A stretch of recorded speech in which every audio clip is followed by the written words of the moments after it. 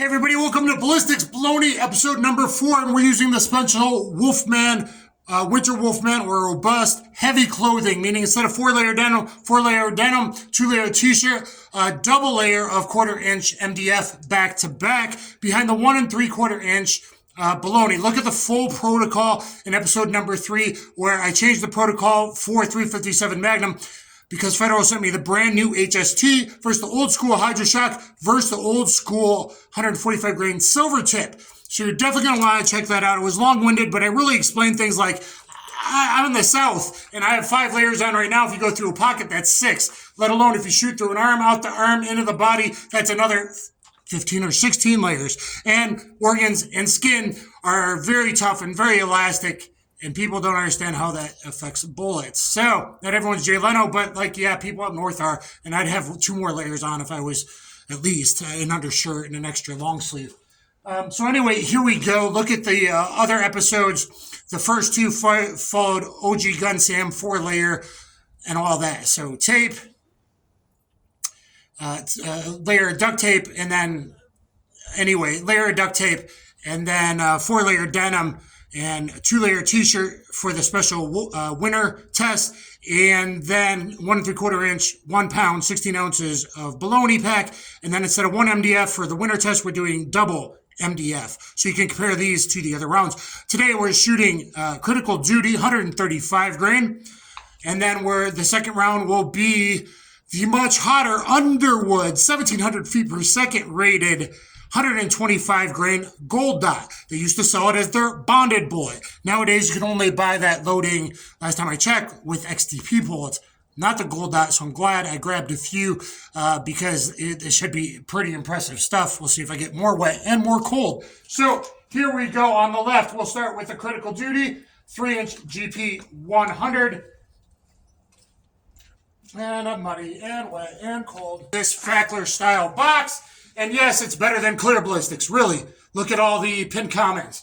Yes, it's better than clear ballistics. This is more similar to real organic gel.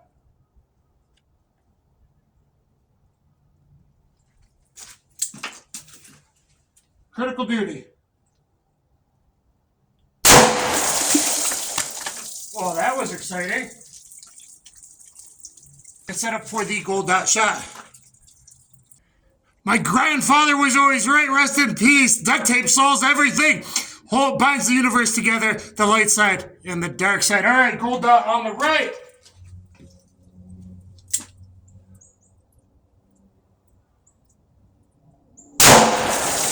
Whoa, shit. Wow. All right, clear. This is the gold dot on the right, Underwood. Critical duty entrance hole. See if I can line these up. And gold dot on the right. This looks like this was the HST, and this is the Hydra Shock entrance holes. I'm going to put the gold dot pack down here on the right, gold dot pack.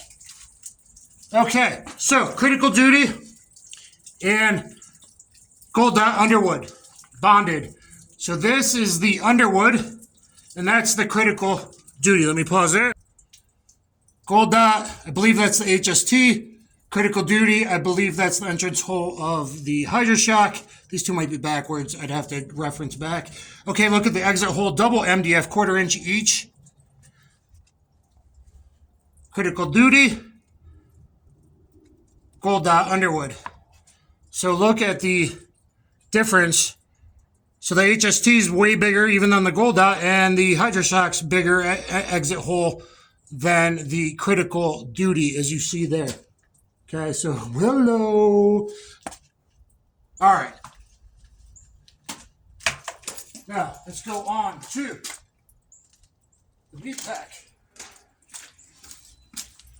Entrance, exit, pretty good. That's pretty good mace rated flush. 357, I don't even got a feel in there to feel how loose it is compared to the smaller caliber rounds.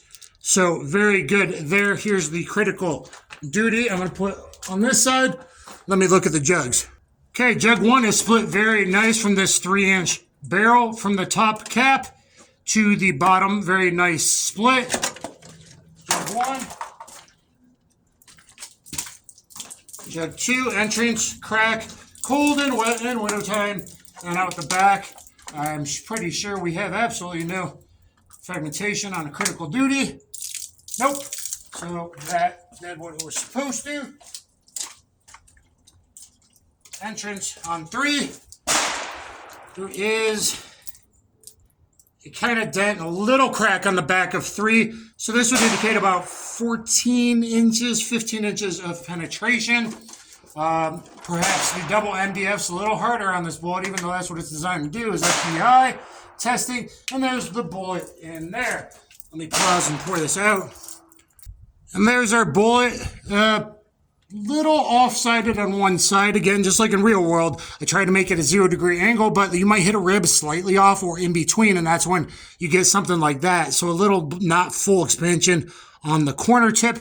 But overall, I would say good. That's not expanded like the HST was, though. And it didn't penetrate as deep as the Hydra Shock Deep, and probably a little less expansion than the silver tip.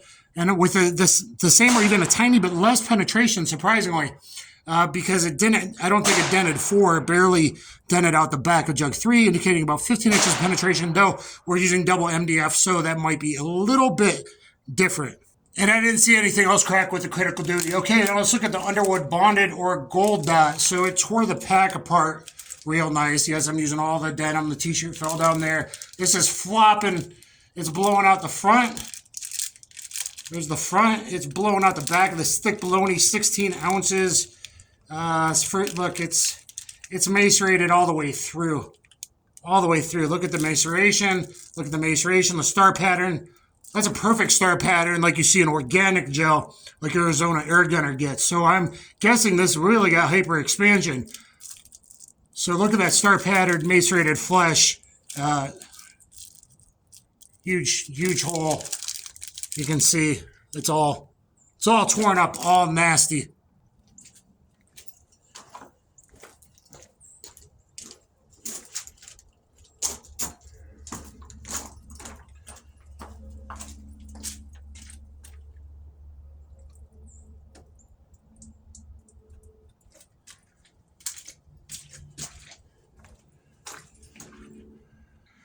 No surprise, Jug 1 completely blowing out. Triangular here, split down here, but then off this way and off this way. I haven't seen that kind of split. Usually it's straight 1. So that pattern out. Hydraulic reaction, aka later by the military, later called hydrostatic shock. Everyone says doesn't matter. You're telling me this does the same as a 9mm or 38 or 380?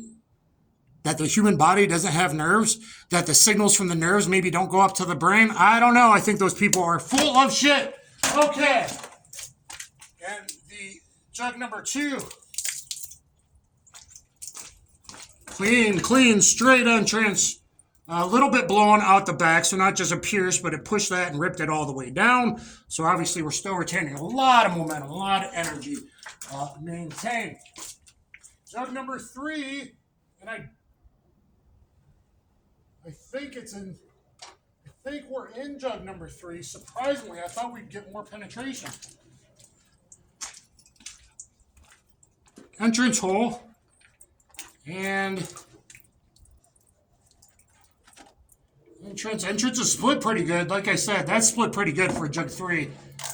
I'm hearing it. I think it's in there because I'm getting really cold, but I don't even feel. I thought I felt a dent somewhere earlier, but now I'm not. I'm not sure if maybe up top. I don't know if I even feel back at Jug 3. So I think we got less than 15 inches of penetration. That's very surprising. Isn't that surprising? That's why you do these tests where there's actual protocols in place, which we changed a little bit by adding 2 layers of t-shirt on and 4-layer denim behind it. And instead of single MDF, we did double MDF. No frag. I don't see any anyway. I'm really curious about penetration. So definitely more than 12. And unless I can feel a dent, I don't know if we would have gotten to 15 inches based on what's known about water jug depth. Holy crap, look at that expansion now. That would explain it.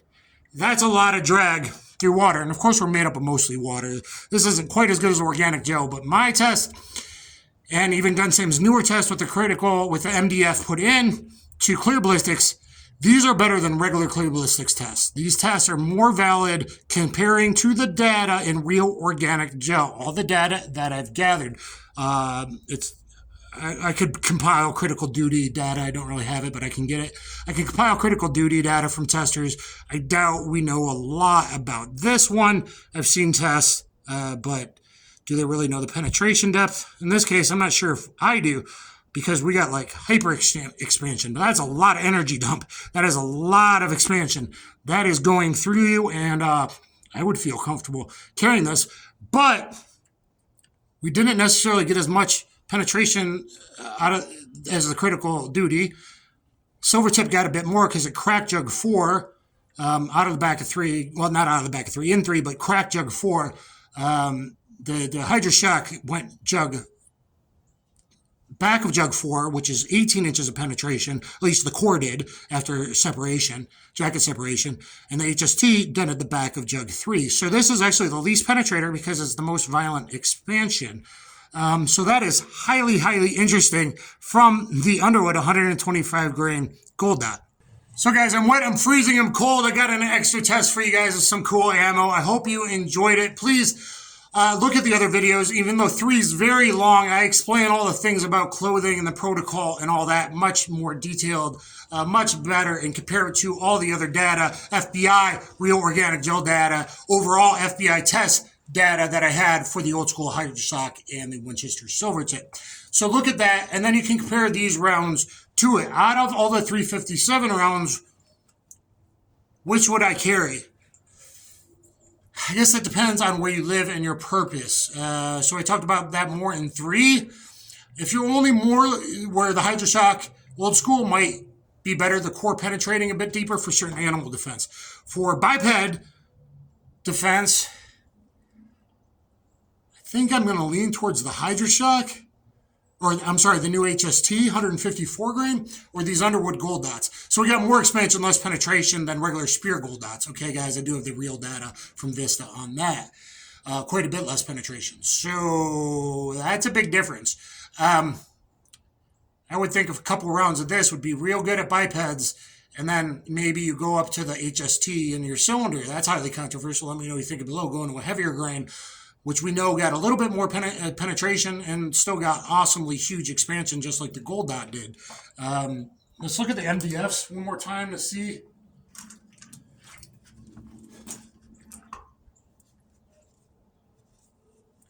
Entrance holes after going through the meat pack. Exit holes. So 357 does the same as 9mm. And, 380 and 38, right? They're all pretty much the same diameter. Maybe velocity does friggin' matter, and not just beyond expansion. So let me know what you think in the comments down below. Thumbs up, share, subscribe, guys. Let me know what round you would carry, and please support me because I'm not making any money. I was fully demonetized, hidden in the shadows, and all that. And I'm doing what I can just to give you guys some data and entertain you. Please get my highly rated combatives and street jiu-jitsu instructional on BJJ Fanatics. Really learn about self-defense. Don't just rely on the deadly force option. Have weapon retention. Be able to fight. Know your basics. 4.5 hours long. The most highly rated on the best site in the world, BJJ Fanatics. Kaboom.